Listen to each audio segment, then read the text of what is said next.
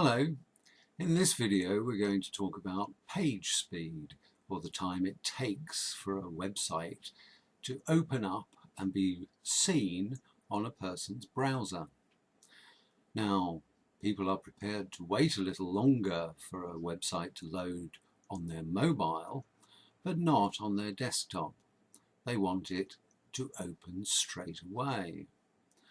So how does the website appear in your browser? Well, every website is built in exactly the same way because all websites are nothing but boxes. Big boxes, long boxes, boxes that go down the side, go across, they flash, and what goes into each of those boxes, the images, the text, the colours, is decided by the builder, and the server where your website is held sends a set of instructions to your browser as to where to find all of the information it needs to fill up those boxes.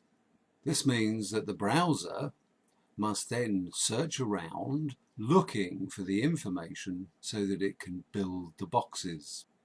Each time it looks for something, it is called a request, and the more requests that a browser has to make, the longer it takes for the browser to build the website. This is why page speed becomes important, because if you have a lot of images that are rather large or a video, then it's going to take longer for your browser to download that information. This means that the more requests that are made and the larger the files that have to be downloaded, then the longer it will take for your site to load. Below you will find two links to sites which not only time how long it takes for your site to load, but also tells you what is eating up the time. And the first one we will go to is GT Metrics.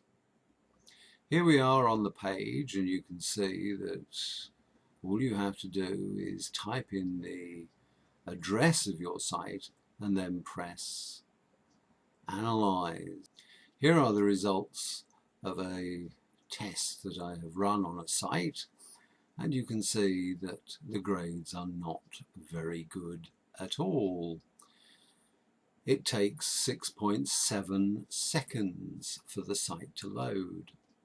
Below you can see that GT Metrics spells out what is holding the site back and what needs to be addressed. It also allows a second set of metrics by the program known as YSlow, which also gives a list of what needs to be addressed. Now, these tweaks can be done, and by way of demonstration I put this site through the GT metrics, and you can see that I managed to tweak it so that it loads in 2.7 seconds.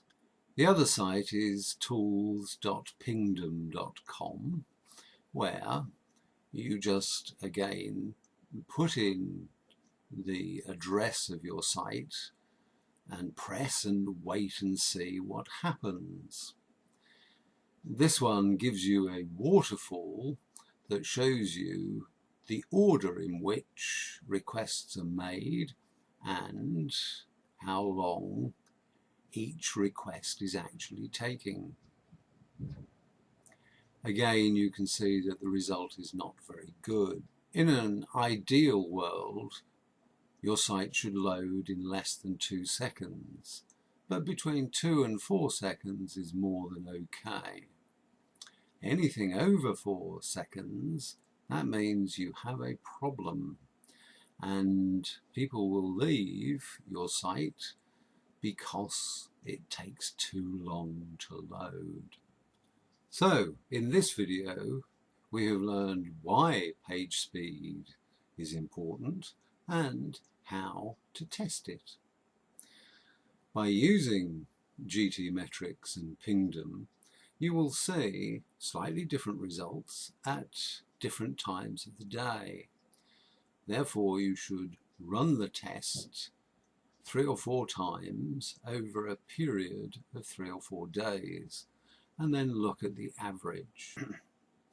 There are things that can be done to improve the load speed of your site, but they are too technical to be dealt with in this video. So thanks for watching, and don't forget to try out those 2 sites and see just how well your site is performing.